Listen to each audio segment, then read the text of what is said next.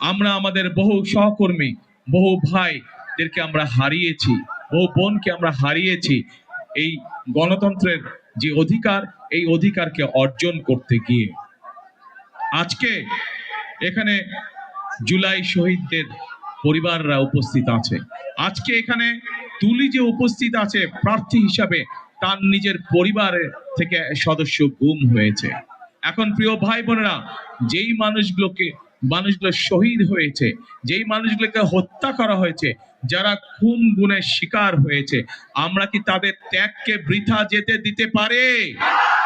তাদের ত্যাগকে, এই যে ভাই পিছনে যারা আছেন, তাদের ত্যাগকে, এই মানুষগুলোর ত্যাগকে বৃথা যেতে দিতে পারে? পারি না আমরা বৃথা যেতে দিতে। যদি বৃথা যেতে দেওয়া না যেতে দিতে হয়, তাহলে কি কাজ করতে হবে? এক নম্বর কাজ হচ্ছে যে এই যে ভোটের অধিকার যে প্রতিষ্ঠিত হয়েছে, আমাদের এই ভোটের অধিকারকে, জনগণের এই ভোটের অধিকারকে আমাদের সত্যিকার ভাবে, শক্তিশালী ভাবে প্রতিষ্ঠিত করতে হবে, এবং এই প্রতিষ্ঠিত করার মাধ্যমেই আমরা দেশকে সামনের দিকে নিয়ে যেতে পারবো। গণতন্ত্র এই গত 16 বছর যাবত এই দেশে কোনো জবাবদিহিতে ছিল না, এবং যেহেতু জনগণের কাছে কোনো জবাবদিহিমূলক শাসন ছিল না, জনগণের কাছে জবাবদিহি করার মতন যারা শাসন ক্ষমতায় ছিল, তারা জোর জবরদস্তি করে জনগণের অধিকারকে চাপিয়ে রেখেছিল। প্রিয় ভাই বোনেরা, আজকে এই 12 তারিখের নির্বাচন শুধু যে আমরা গণতন্ত্রের ভিত্তিকে মজবুত করবো তা নয়, গণতন্ত্রের ভিত্তিকে মজবুত করার পাশাপাশি 12 তারিখের নির্বাচন হচ্ছে আমাদের আগামী দিনের দেশ গঠনের নির্বাচন। 12 তারিখের নির্বাচন হচ্ছে আমাদের জনগণের ভাগ্যের পরিবর্তনের নির্বাচন। কাজেই আমাদেরকে প্রিয় ভাই বোনেরা, এখন সামনের দিনে দেশ গঠন করতে হবে। আমরা আন্দোলন করেছি, আমরা সংগ্রাম করেছি, আমরা আমাদের ভোটের রাজনৈতিক অধিকার আমরা আদায় করেছি।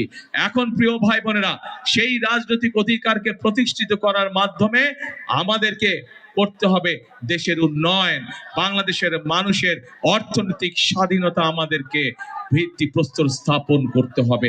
অর্থনৈতিক স্বাধীনতা দল মত নির্বিশেষে, শ্রেণী পেশা নির্বিশেষে প্রত্যেকটি মানুষ যাতে অর্থনৈতিকভাবে স্বাধীন হতে পারে, আমাদেরকে সেই ব্যবস্থা নিশ্চিত করতে হবে প্রিয় ভাই বোনেরা।